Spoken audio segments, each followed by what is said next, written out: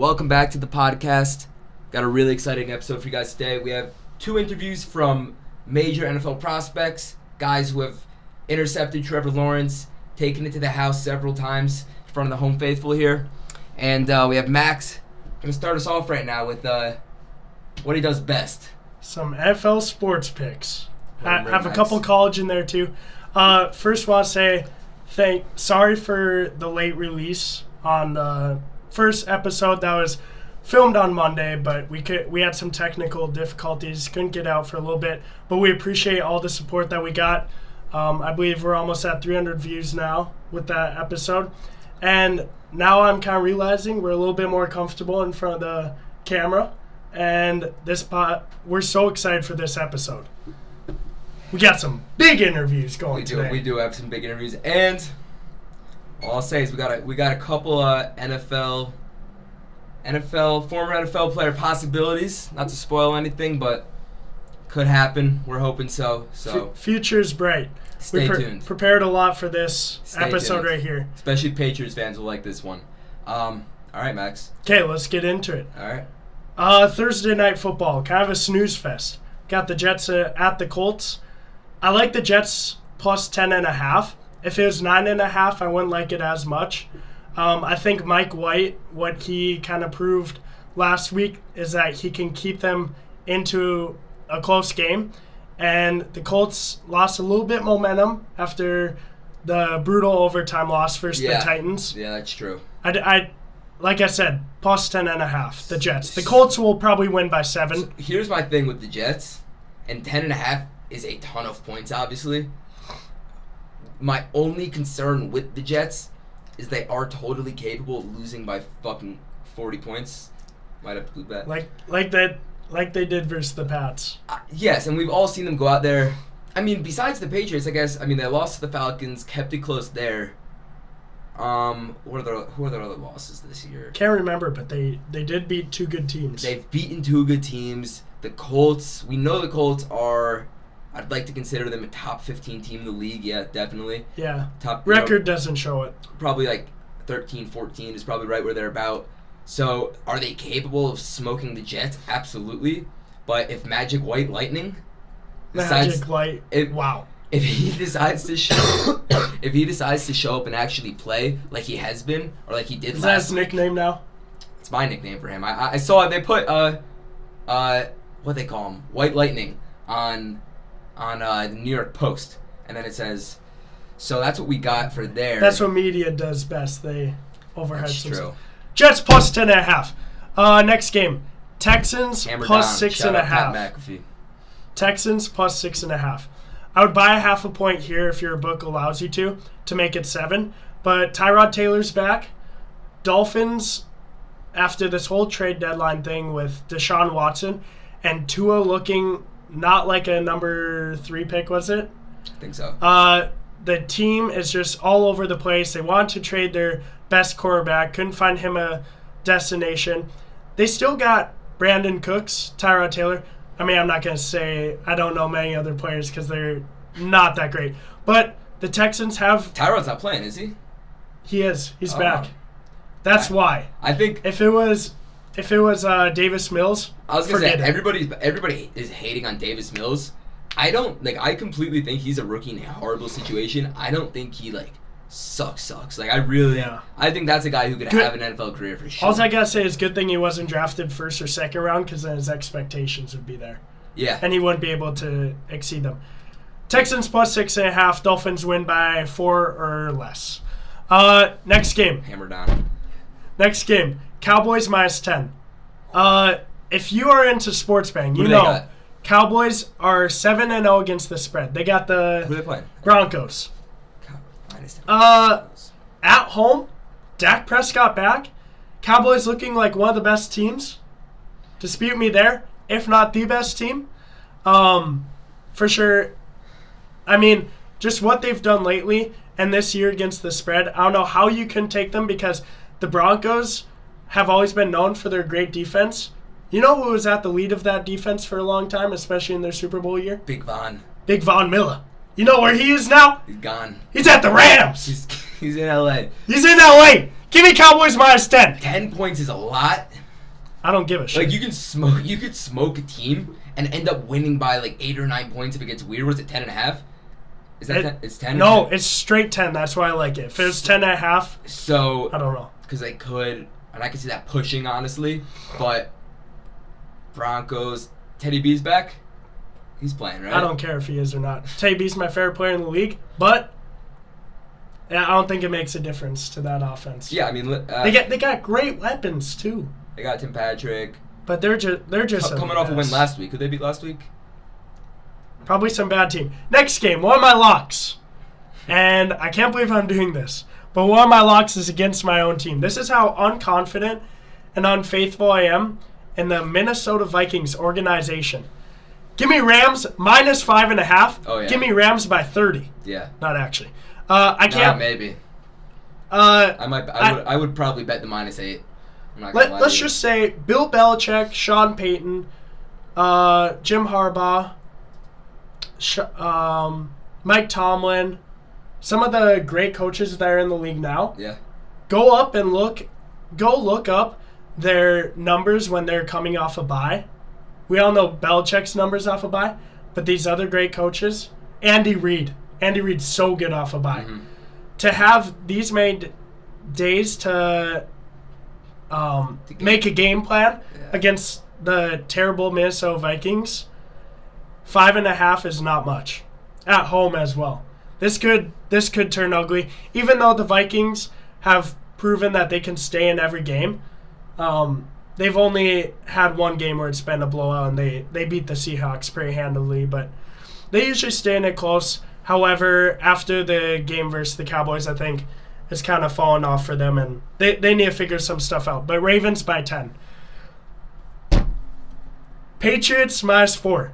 Not to make Teddy happy, but because they impressed me last week versus the Chargers. Why don't you tell the Sam Darnold quote? Rob Ninkovich just DM'd me. I'm on a train to New York, bud. Continue. What's the quote? Famous quote by Sam Darnold when he was for the Jets. Ghost out there. That's what he liked to say.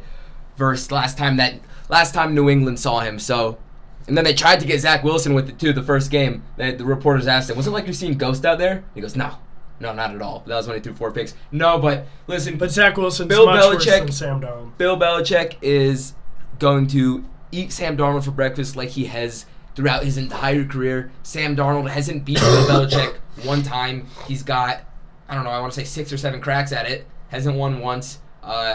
He's a big reason why we've beaten these guys for the past 6 years. Bill Belichick knows Sam Darnold like the back of his hand.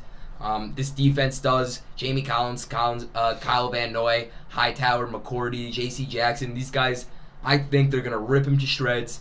What'd you say? Minus 4? Minus 4. I'm also trying to think of a more inconsistent. This could be a 30-point win. I'm also trying to think of a more inconsistent team in the league than the Panthers. However, that defense is dirty. Oh, it's good. It's dirt. Bro, Panthers especially with C.J. Henderson, the quarterback out of Florida. And Gilmore, bro. And he's dirty, bro. Yes. Gilmore's really good. I agree. Good. And that defense could, because the Patriots offense are still trying to find themselves, they have the pieces, and Mac Jones is getting better every week. Top 10 offensive team. That defense could give some trouble, so I see why the line is where it's at. But it's Bill Belichick versus Sam Darnold. Give me 2 words. Bill Belichick, baby. All right, next game. Jags plus 14.5. You know why? He meant to say Jags. He's just from North Dakota. I'm just kidding. We say supper, not dinner. All right. 14.5. Notice the 0.5. That's why I took them. One of my shaky picks because it's against the Bills and the Jags. I'm a big Trevor Lawrence fan, but the Jags with Urban Meyer. That's a lot of points in the NFL. And you know why it's a lot? Because it's versus the Bills, who have gotten these numbers a lot lately. They hit them. And have been hovering around the number, but usually won't hit. Just saying, they beat these bad teams pretty handily, but sometimes they'll have those closer games, and it's at the Jags. I like the 0.5. If it was 13.5, forget it. 2 touchdowns isn't that bad. I think the Bills win by 10 or less, and Jags cover. Bengals minus 2.5. Fuck Baker Mayfield. That's why. So, Bengals -2.5. One of my locks. Hammer the Bengals -2.5. Hammer the money line at the Bengals. Can I say one thing before you? Go ahead. Before you chip in here, good quarterbacks, like Joe Burrow is proving to be, don't like to be embarrassed. That was my point. You don't lose to the Jets and come back and lose again. Do you probably understand what practice was like at that outdoor facility? Because the Bengals are the only team Zach in the Taylor's NFL, ripping into and the the players. only team in the NFL without an indoor facility. It's cold. It's probably rainy as shit. They're out there. They're coming off a loss to the Jets. There's not one joke being cracked at practice. Those guys are literally... So, yes, I completely expect them to come out. Browns are struggling. That's also one thing that Odell worries... Beckham Jr.'s probably in Malibu somewhere. Can we talk about OBJ for 1 second? That situation where Kevin Stefanski said, get home, go away, get away from the team. He said that? Yes. He's off the team. All I saw was he said to the rest of the team, OBJ is essentially not on the team. He told OBJ, go home. And I love it! OBJ, free yourself up, like LeBron said, and get to a better team, because the Browns will always disappoint you. He's covering the Pats. What you said about the Bengals practice cracking no jokes, on the flippity flip, the Jets are probably throwing a party, and they could go into tonight and get absolutely throttled. But dude, what happened? Because they're in cloud 9 right now. Correct me if I'm wrong. I believe we got them after they beat... No, we didn't. No, it was 2 weeks after. It was 2 weeks after. All right, Bengals -2.5. Falcons +6 versus the Saints. These divisional games in the AFC South, have you noticed how close they are? Like the the Bucks and the Saints Trevor are always Siemian here. starting? And that's why Falcon. Give me Matty Ice. 2 words. Matty. They get 6 points. Say Ice. Ice. Matty Ice versus Trevor Siemian. Give me they're getting 6 points in that game? I think they're gonna win. Yeah, it's ridiculous. I don't care if the Saints beat the Bucks. The Bucks always have, or the last 2 years, they've always had those little iffy games, like versus the Bears last year, versus the Saints the last 3 times they've played them. Yeah. Who cares? I don't think the Saints are good at all.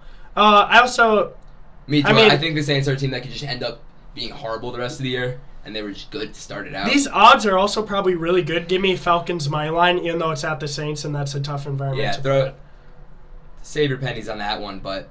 I love +6. Yeah, no, that's awesome. +6. Coming up on one of my locks, not this one, but Raiders -3.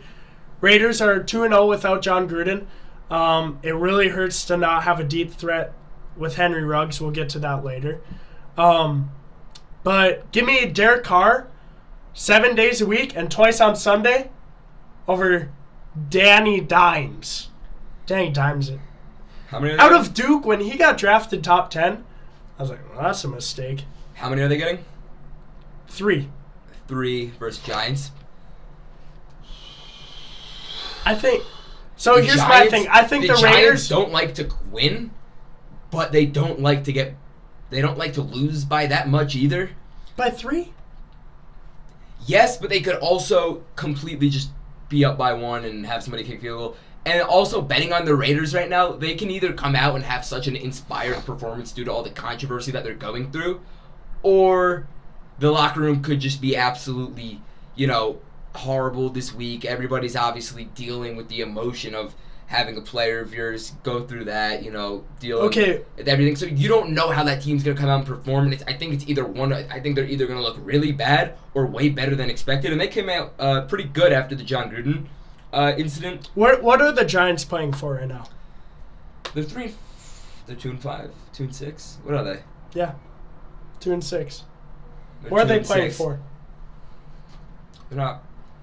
What are the Raiders playing for? But it's Henry Ruggs, and they're at the top of their division. But it's too early to say that the Giants aren't playing anything. If this was week 12, 11, I would say maybe you're right, and the intensity won't be there. I'd say the urgency is more on the This point of the season, you can get up Raiders. to 6-6 still. They have 6 losses, and they know that, and coaches know that, and they still coach like that. With the fact that we can go 500, or you can't go 500 in the NFL anymore, 17 games, but you get the point. It's not done yet. So I think, and the Giants are a scrappy team. Like at least, Yeah, I want to say Darren Waller's back though, which is he is back. So All right, let's move on. Move on. My biggest lock of the week. Chargers -1.5 and money line. Give me my life savings on that game. Versus the Eagles, who are probably, like I quoted earlier, on cloud 9 after beating one of the worst teams we've ever seen, the Detroit Lions, by I didn't think the 40 Detroit Lions points. were going to be this bad at all. Who cares if the Eagles just blew out the Lions? Come on. Chargers -1.5. You think Justin Herbert, as good of a quarterback as he is going to have 3 bad performances in a row? Probably not. Nope, I don't. Chargers -1.5, money line, whatever you have to do. Love that game. Moving on. So, as I've quoted him a lot now, but as Colin Cowherd would say, why is Vegas drooling over the Chiefs? They're 5-15 against the spread in their last 20 games. Mahomes hasn't even proven to be a great quarterback this year. The defense is letting up points to give me a college team. I think it kind of has to do. I love 7.5. If it was 6.5, I wouldn't like it as much. But I think I'm a little biased towards Jordan Love. I hate the Packers, but I think Jordan Love, this is like his one shot, especially because next year with Aaron Rodgers leaving, he could prove that he could be the franchise quarterback. If he plays a really good game, this could build some momentum for him and the team. I think the Packers are way better of a team than the Chiefs, especially right now in this season. Yeah. I think the Chiefs will still clean it up before the end of the season. Listen, I'm not super confident in Devontae Adams is back, right? They're all back. So I'm not super confident in Jordan Love's ability to put up points, even if the Chiefs screw around and throw their picks and let up points, whatever. I still know that they're going to put up 26, 27, 28 just because they're going to scramble and find a way to do it, even though they won't be good teams throwing picks and stuff, but they will still put up those point numbers. If Jordan Love, I don't know if he can get there. So, but I still have Chiefs winning by a touchdown or less. Key, a touchdown. They can win by 7. If they win by 8. So you have, but they could win by 7. So that's fine. what are you taking here? Packers plus 7.5. Okay, yeah. But I like the Chiefs to win. I thought you were taking them to win, and I was gonna say no, especially at the Chiefs. No, yeah. Crazy. I think you're right, and I think this is probably when they get rolling. The Chiefs not get 2 wins in a row here. But have you seen the remaining schedule? Hardest in the league. Really? Oh my gosh, it's brutal. Yeah, it's hard until they become good again, and no team is hard anymore. But we'll see. I'm getting sicker. Cough is bad. San Fran money line. Their Arizona is -1 right now, and Vegas is telling us, kind of like they did with the Cowboys last week, that Kyler won't be starting. It's moving in that direction. And if you're the Cardinals, I don't know why you would start Kyler anyways, because why risk it when you guys are, 6-2? And I really like San Fran money line because I don't know what the Cardinals, I don't know who the backup is, but what the Cardinals are without Kyler. I think a good quarterback is obviously makes a team great, but especially on the Cardinals when I don't believe in their team other than that guy leading the ship. Mm-hmm. And San Fran had Jimmy G. You don't believe in the Cardinals? No. T-Hop? No? No. James Jimmy Conner? G. What? James Conner runs angry. I love watching him play, but keep going. Jimmy G. Hate on him all you want. I've told the whole floor 10 this a lot of times.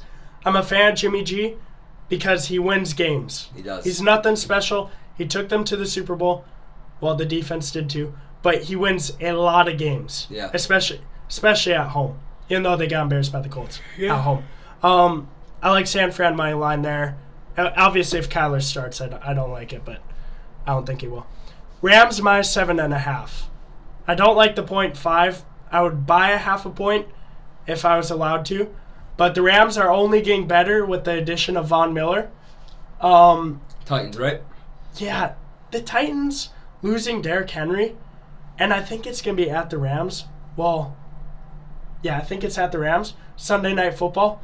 This one could get ugly, honestly. without that run game, I don't know how much Tannehill can do against the Rams defense. Listen.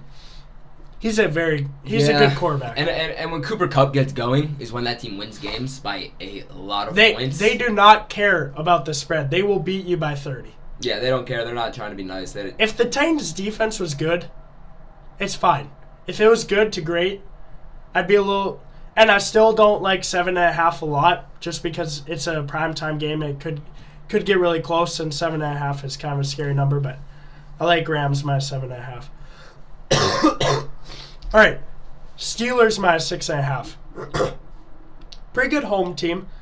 Versus a team that looks... Versus the Bears.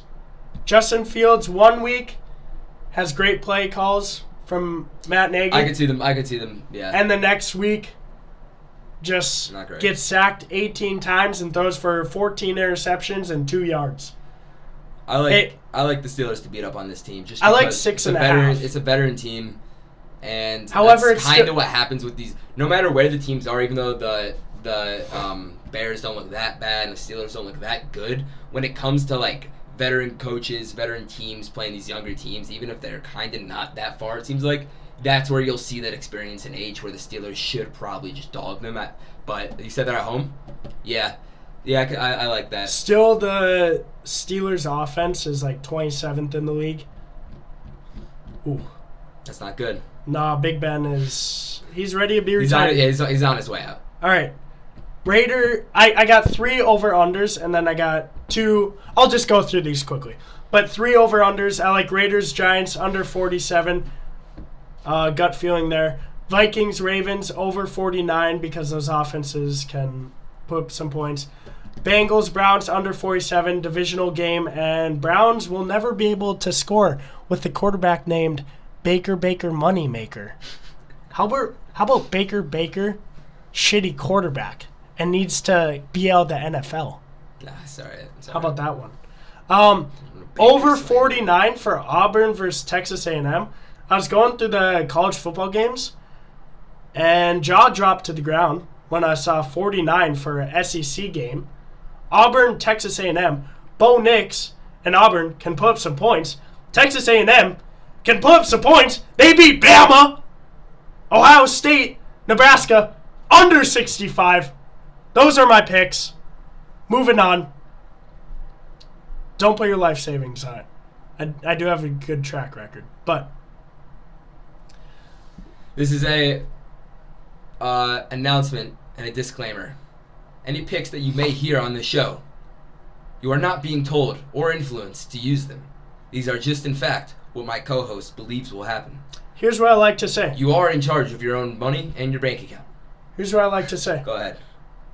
I don't know if a lot of people like making money, but if you do like making money, you ride with the dog! Ride with the dog. All right. Off of betting now. What should we get into? Do you want to talk about Henry Ruggs' situation? I guess we got it. Like, how do we not cover that? So, listen. In terms of the Henry Ruggs things, you can give your thoughts after. I saw a video this morning of Derek Carr saying... Oh, I love this. Derek Carr saying, well, a few things that he said. I don't think I was bad at it. I know what you're thinking of, though, where he said, I'll still love him, whatever. Is that what you're talking about? So Derek Carr has his back saying, listen, the guy needs love in a time right now. He's got the world hating him, whatever. He gave condolences to the family. A really good move by Derek Carr. 'Cause he's right. I mean, the guy's in a horrible position. But with the quote I was about to say was Derek Carr said that in a group chat with him and Hunter Renfrow last night, he sent in a video of him swinging the golf clubs at a Top Golf, whatever, and said, like, oh, any tips on my golf swing, like laughing emoji, whatever.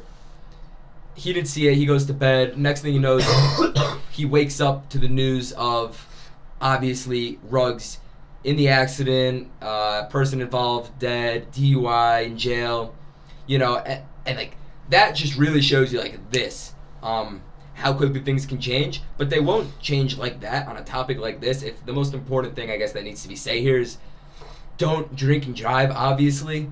It's one of the stupidest things you can do, and there's no excuse for anybody to do it, but when you have got the resources that not only do these guys get paid very, very well, obviously top 1% of the 1% of this country. There is the NFLPA offers a 24/7, 365 driving service specifically for if players feel too intoxicated to drive or things like that. Specifically if they need to get out of situations or anything like that. So there is no excuse for anybody, and there's extra no excuse for NFL players. That's really bad. Obviously, somebody loses their life. He could have died. More people could have been hurt. So it's a very bad situation. I love those. I agree with a lot of things. I disagree with some. What he said about like the 24-hour driving service, chauffeur, whatever you want to call it. I saw something and it's like these NFL players get paid so much, and Henry Ruggs gets paid so much that for him to take a $15 to $20 Uber home is like the average American dropping 2 pennies on the ground. And it kind of shows like responsibility. I mean, the average American is so key. The average American, I would say.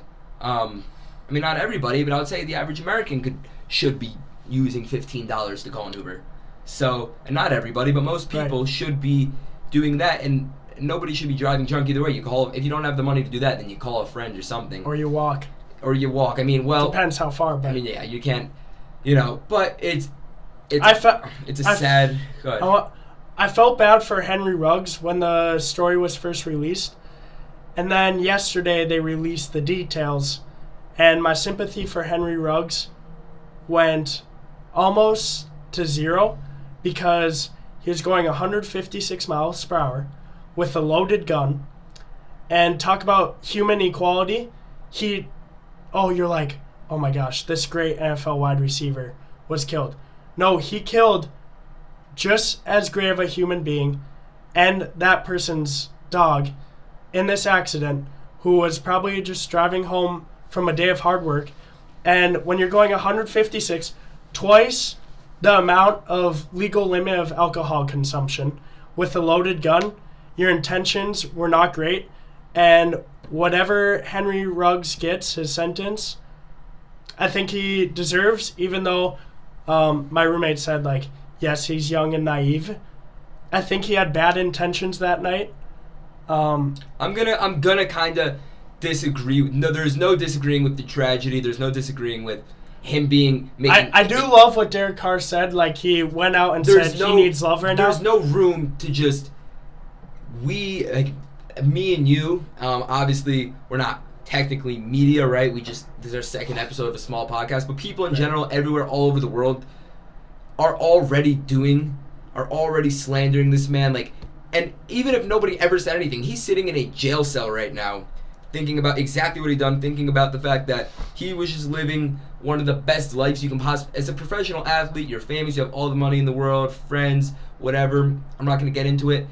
And then just like that, overnight, literally overnight, it just is gone. So me saying I feel bad for Henry Ruggs isn't me saying that I don't want him to be punished or anything like that, because he needs to be punished, and he needs to obviously learn his lesson, however that may be, and it's going to be very harsh and deservedly so. However, just to say somebody with like that promising of a future, who, I mean, this guy didn't pull out a pistol and shoot something. Like, the sad thing is, I really don't believe he's just some crazy monster, because that would be much. I don't either, because nothing in his history has showed that. Would be much easier to be like, all right, go whatever, like never play again, go sit in jail for the rest of your life. You're a monster. Like, I don't believe this guy's a monster. I believe he made the stupidest choice of his life, and unfortunately, he ended up taking somebody else's life. Which there's really no after that, there's really no way of coming back after that in terms of leading a normal life, NFL sponsorships, brand deals, teams signing you. So that's why I do feel bad, because I don't think we need to bring the hammer down on him when everything else has already done so. But with that being said, horrible decision. Don't drink and drive. Last thing. Do you want to talk about Odell's situation? I'll get into Odell as a Patriots fan. All right, let's lighten up the mood a little bit. Odell, come to the Patriots, man. I mean, we've been asking for you for what feels like 5 years now, and you're playing hard to get, which is fine, and I get it, and I appreciate it, because you're much cheaper to pay now than you were a few years ago. But just come on down. Enjoy Mac Jones' prime with him over the next few years as he's coming up in this league. Enjoy the greatest coach of all time. Enjoy Billy B. Enjoy having. You're gonna turn me into a Patriots fan, and I'm gonna hate you. Enjoy having a great defense that's gonna carry you to win games. Enjoy not having friggin' Baker Mayfield. Enjoy a home. Oh, you said Baker. Sorry.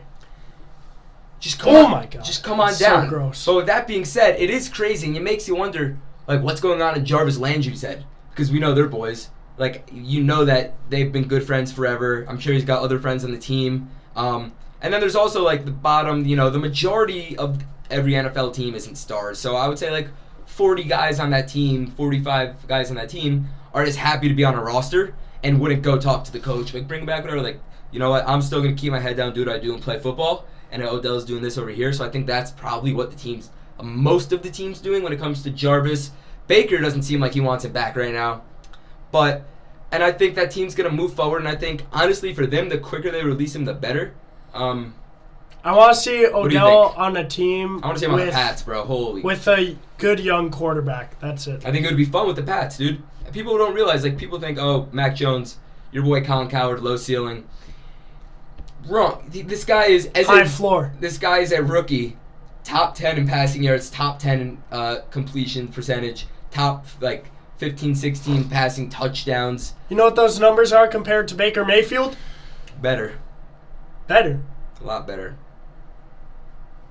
I'd say so. Baker could. What are you gonna say? Baker could throw for 820 yards versus the Bengals, and he will still lose the game. Does that wrap it up? So soon, you guys will be seeing clips of the guests coming on. We're so excited.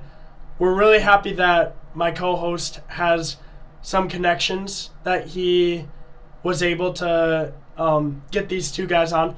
If a lot of you viewers don't watch Syracuse football, but you will be seeing these guys hopefully in the NFL. You're seeing the guys who you will hear about in the future. Both of these guys are awesome. Unfortunately, we did lose Taj on the team. He's going elsewhere, but we're going to dive into that with him, the best. Which I'm super excited about. Two great interviews coming up. So, 2 great interviews coming up. See you guys in a minute. Peace out. 410. And now, we're absolutely thrilled to have on the podcast a guy who goes by the name Some natives here at Syracuse. Of Garrett Williams. This man was recruited by numerous D1 schools. He committed to Syracuse in August of 2018 and redshirted in 2019. In 2020, Williams became one of the top cornerbacks in the Atlantic Coast Conference after leading the league in passes defended with 12 and recording the most tackles per game by an ACC cornerback, 5.8. He was named a freshman All-American by The Athletic, an honorable mention All-ACC player, and led the conference in passes defended. Absolute tank in the secondary. I ain't stressing by no bitch, my only focus is a chick. I'm on that to make it, I go tell them I ain't scared of it. Nigga, bet up. You play with me and I...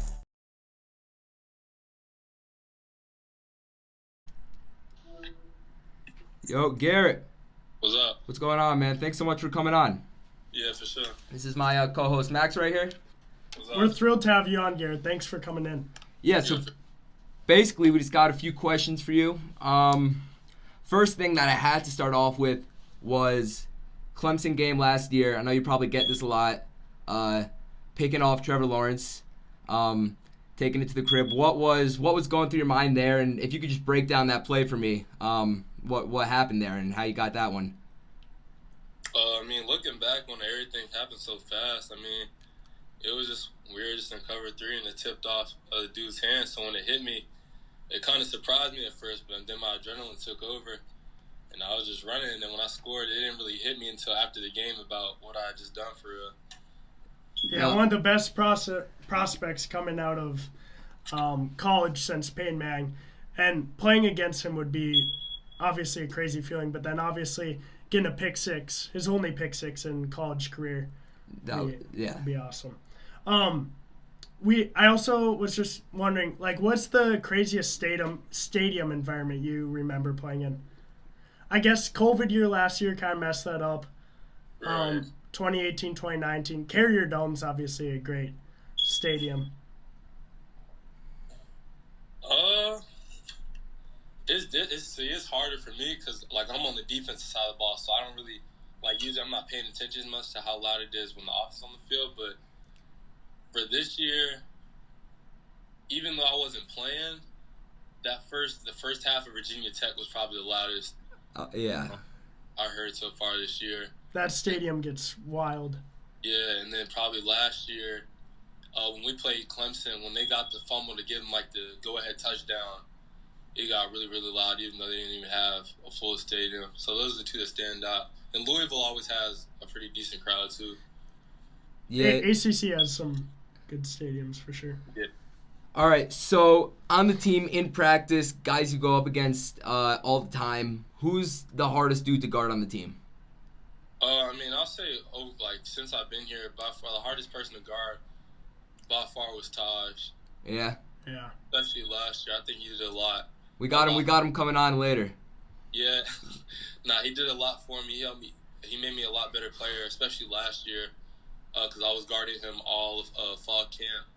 So he made me a lot better. So I'd probably say Taj is probably the best dude I've ever had to guard. And, since we're on that topic now, I mean, how do you feel about all of that? I guess he's just doing, I guess, what's best for him and stuff like that?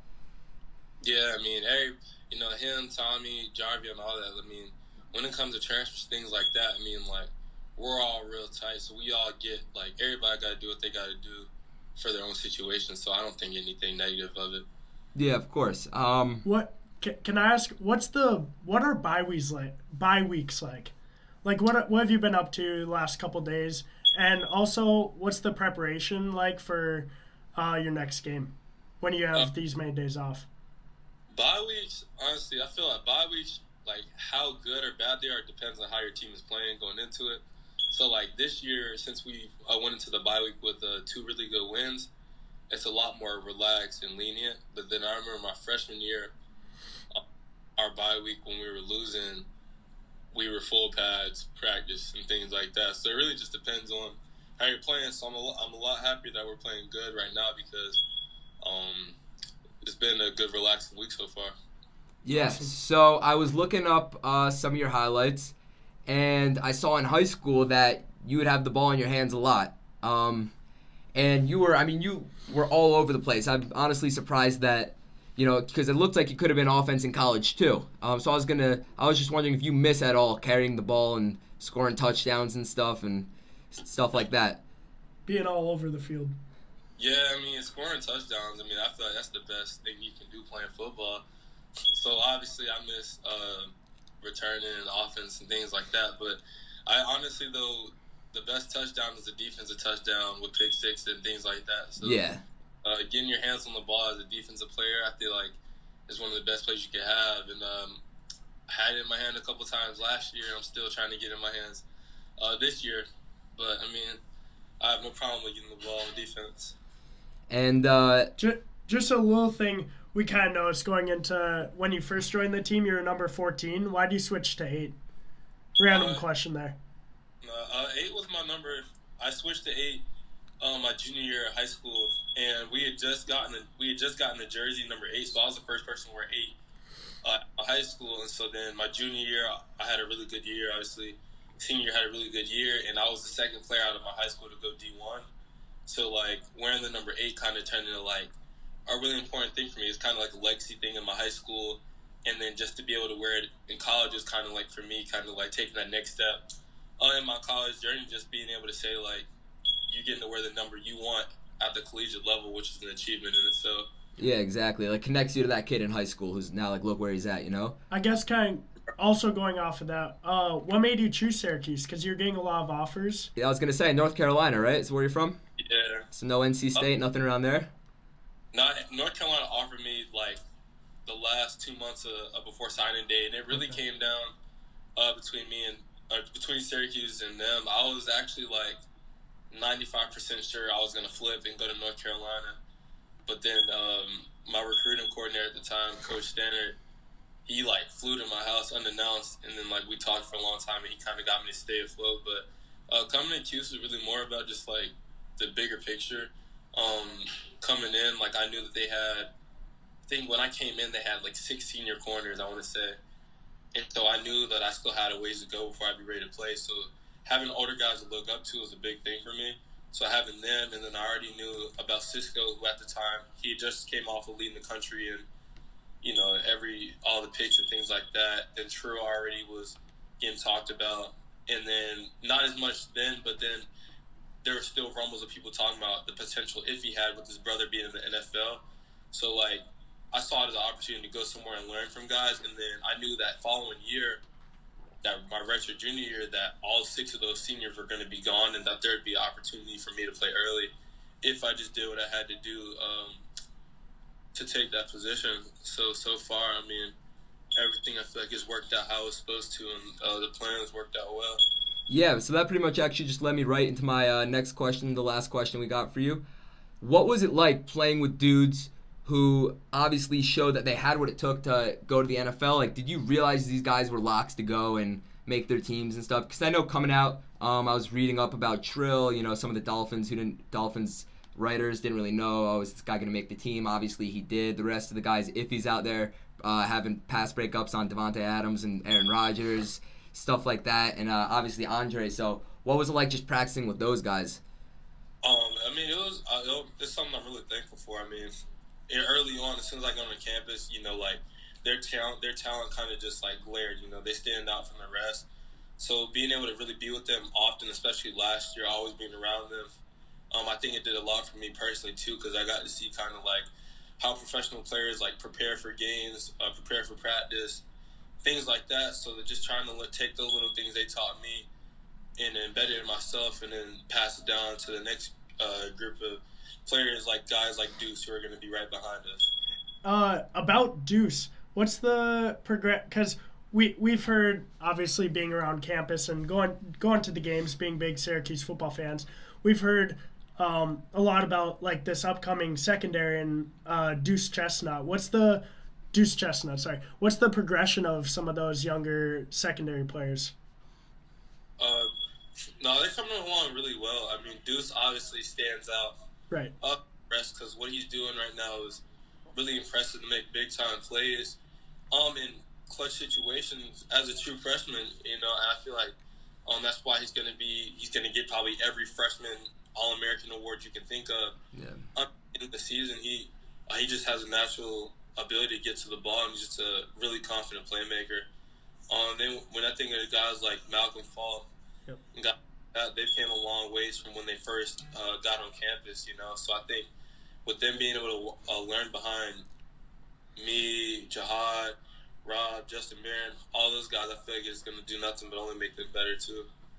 Yeah, and I think that's pretty much all we got for you. And thank you so much. Tell Our Dino. First guest. We really appreciate you coming on. Tell Dino to give John some burn, okay? It's all right. All right. Thank you so much, Garrett. Thank you, Garrett. Yeah. Nice meeting you. Now we got Taj Harris coming onto the podcast. This guy is a great wide receiver at Syracuse. He's now entering the transfer portal. In 2018, the former 3-star recruit set Syracuse freshman records with 40 receptions and 565 yards. He was named third team All-ACC in 2020 after totaling 58 catches for 733 yards and 5 touchdowns. I also want to bring up that in 2018, when he was on the great number 15 ranked Syracuse team, I was there. He was at the Camping Bowl versus West Virginia, in which he had 4 catches for 55 yards and helped leading them to a victory. Welcome in, everybody. Taj Harris. Watch out for this guy. I should have been watching from the jump with you. Fuck it, this is what that jungle do. Started what I started. Anybody want a problem? This is my shit. Tell them if they want a problem. I'm from High Bridge. Got a nigga with a shotgun up in my way. Making bitches go retarded. I don't think, Oh, there you go. I can hear you. What's going on, man? What's going on, bro? How are you? I'm good. What's going on, y'all? Thank you so much for coming on. We were so excited. The second we started this podcast up, we definitely knew that we wanted to get you on here, so we really appreciate it. So I'm Teddy. It's my co-host Max. So first question, obviously, just to address the obvious, you're moving forward, no longer continuing at Syracuse. So basically, we just wanted to get your thoughts on that. Pretty much when you decided that, and what made you come to the realization maybe it would be better for you to go elsewhere. Just that whole situation. I want to start off by saying thank you, Syracuse, and all that for everything and all the opportunities they gave me. But it just felt like things was coming to an end there, and I knew, once the season started rolling and going on, I knew what was best for my career going forward and what I wanted to do, and I just felt like I wasn't going to be able to get that shot, like the chance that I wanted to get being at Syracuse. So I knew I had to make a decision. And when did I feel like I had to make that decision? When did I make that? I think I started reevaluating around the second or third game, started looking how because things changed in our offense fast. Yeah. I was going to say, it definitely went run heavy without DeVito in there, and then there's a lot of options, a lot of runs. So And we've been watching you pretty heavily the last 3 years now, right? And we were just amazed of what you've done for Syracuse football, and obviously we wish you the best. So your contribution to Syracuse has reached a lot of people, and it's been amazing. Looking forward to what you do next for sure. Thank you, man. So we saw you went to Ole Miss. How was that? It was good, man. I had a real good time, man. I got to meet most of the staff, met some of the players, well, all the wide receivers, but most of the players on the team, man, and I really had a good time, man. Matt Corral. What'd you say? Matt Corral. Yeah, I met Matty, man. He's a baller, man. He's a baller. Good meeting those guys, though. And a crazy atmosphere. Yeah, it was crazy. That was one of the craziest games I've been to, man. No, yeah. It's a whole, Big South stuff's crazy. So basically, who else do you got left to go and check out? Well, this weekend, tomorrow, I'm leaving to go check out Kentucky, to visit there, and then after that, I really don't got anything scheduled. But everything been delayed for me because I had to get a new state ID and all that. So all my schedule's been pushed back, but I'm starting to get that back in motion. So yeah, I'm gonna probably set up about two to three more visits after this Kentucky visit. And any schools in particular? Any schools in particular? I don't know if I can get that. I can't get that out yet, but totally respectable. Respectable. If I get that up, when I got an idea, that I'll definitely holler at y'all, man. Yeah, of course. Two great schools you're visiting there. It's awesome. Yes, sir.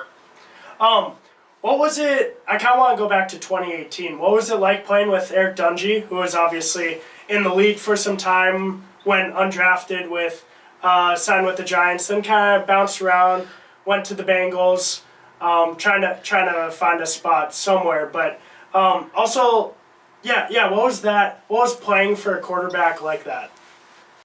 First I want to say, man, Eric Dungy is like a brother to me. We actually had a conversation before he came up to this Boston College game that was just recently passed. But, seriously, man, true freshman year, that was a movie, man. I'm telling you, it was like living in a movie, man. It was like we didn't lose. And when we did lose, it felt a little different. But, playing with Eric Dungy, playing with that team 2018, that was just a dream come true, especially being a true freshman, first time being able to play college football, for things to go how it did. It was just wonderful, man.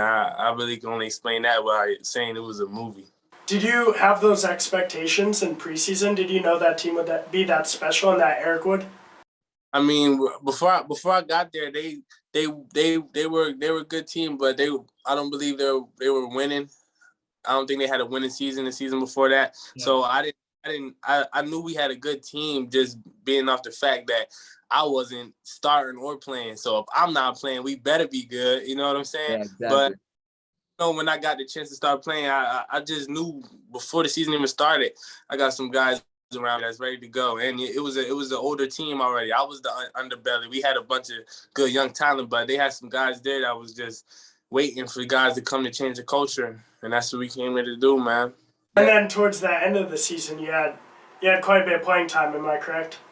Yes, sir. I believe I began to start in the starting lineup the fourth game, but if not that, the fifth game.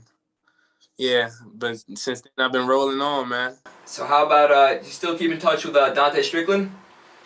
Yeah, Strick, that's my boy, man. Jersey boy, man. Yeah, I see him. I see you starting up that training stuff, so that stuff's all really cool to see. Check him out, man. So He's a baller, man. So obviously in practice every day you were going up against the same guys. Somebody mentioned you in this conversation who we interviewed earlier on the defensive side, but I won't tell you who it is. Who was in practice guarding you, like the toughest guy to get open on? Tough guy. I'm not gonna lie, man. When I first got to college, there always been good DBs. You know what I'm saying? But dang, just to pick out one of those guys. Who's that one guy you're on the island? You gotta pick one. If I too Malafanu, man. Yeah, see, there's no shame in that. He's out there. He's out there guarding Devontae. You know. So. Yeah, that. It's something, but it's hard to y'all make me pick one, man. Cause I mean, Chris Frederick, Frizzle, man, he was a dog. Trill Will, he came in with my class and we was battling it out since true freshmen, and y'all know he a dog. You know what I'm saying? And all those guys is putting good work in practice. But and I mean, all those corners in that room, like the three guys who are now in the league, like Andre Cisco and Iffy is, it's Trill. If I did have to choose one, it was definitely Iffy. Iffy gave me, I got some good work out of Iffy, man. I really did. We just got off with Garrett Williams, and he said you were the toughest cover. Garrett Williams. I won't tell him that you didn't tell it. Say him, but don't worry. Nah, he'll see it on the podcast. Not to take anything away from him. Garrett is. We're kidding, bro. He been a Shark since he came into the game, but it was just he played corner. When he started getting not good reps, he always got good reps, but when he started getting more reps on the outside, that's when I moved to the inside. So I didn't really get to match up with Garrett Williams, but that boy straps too, man. Yeah, no, he's looking really good. And so now with the new college rules, everything, you're allowed to make money, do your own thing. Do you have any plans in that department? Yeah, I mean, just being able to have opportunity to go through this recruiting process again. I've been able to have conversations about NIL and everything like that. But I mean, it's definitely some good opportunities that are waiting ahead for me, man. I can't go into any. We're happy college is finally moving towards that. Yeah, me too. Me too. I'm happy about that too, man. Yeah, exactly. So I kind of touched on being like ranked number 15 your true freshman year. Tell us about the Camping World Bowl. Camping World Bowl. That was that was something that I really enjoyed. Definitely made me want to get back to another bowl game. But it's definitely something that showed us like what we could do when we really put hard work in, and that's somewhere I believe Syracuse could get. But wherever I go, I'm just trying to put in the work to be able to get in those type of situations. Even playing college football playoff, man. Yeah, exactly. I mean, that's the end goal. So basically, yeah. I mean, I think that's kind of all we got. Good luck with everything, and hey. Wait, we do want to touch on what's the father like? Like, congrats. Oh yeah, congratulations. Oh man, I mean, y'all probably heard it all the time, man. People say they have kids. It's the best thing that ever happened to them. Right. I truly can say, man. I'm actually about to go pick him up real quick, but he changed my life already, man. Perfect timing then. I said perfect timing then. Nah, definitely, man. He definitely changed my life already. And then last thing, actually, you got any more music dropping? Of course, man. Yeah. Uno, man. You want to plug it? You want to plug it real quick? Yeah. Well, what? Like some songs I got coming out? Yeah, that? Somewhere people can go listen to it. I mean, yeah. I got a SoundCloud. That's where most of my music is, cause I mean, I love making music, but that's more like a hobby. But I drop music all the time. I got a lot of music on SoundCloud. You can go look me up under Uno. I got some music on Apple Music, but not that much. But next month, December, I'm gonna be dropping a whole mixtape. So I'm gonna have some good music coming out, man. That's awesome. Yeah. I was listening on your Instagram story. It's great. Yeah, that will be bumping here. I can promise you. Hey, too, my boy. Taj, wherever you end up, we're thankful for what you did at Cuse, and we wish you the best of luck. Can't wait to see you in the league. Thank you, my boys. Thank you. All right, see you soon, Taj. Hit me, man. All right, thank you so much to Garrett and Taj for coming on. That was awesome content. We really look forward to that, and good luck to Taj, and especially congratulations to him on the kid. And go check out his music. That's Uno on SoundCloud. And yeah. Keep an eye on those boys on the field until they make it to the league. Speaking of the league. Oh boy. Next week, we got a podcast coming for you. Let's just say, former Super Bowl champ, New England Patriot, NFL cornerback on the show. What are you gonna say? What am I gonna say? Nothing. Let's fucking go! Stuff. 410 out.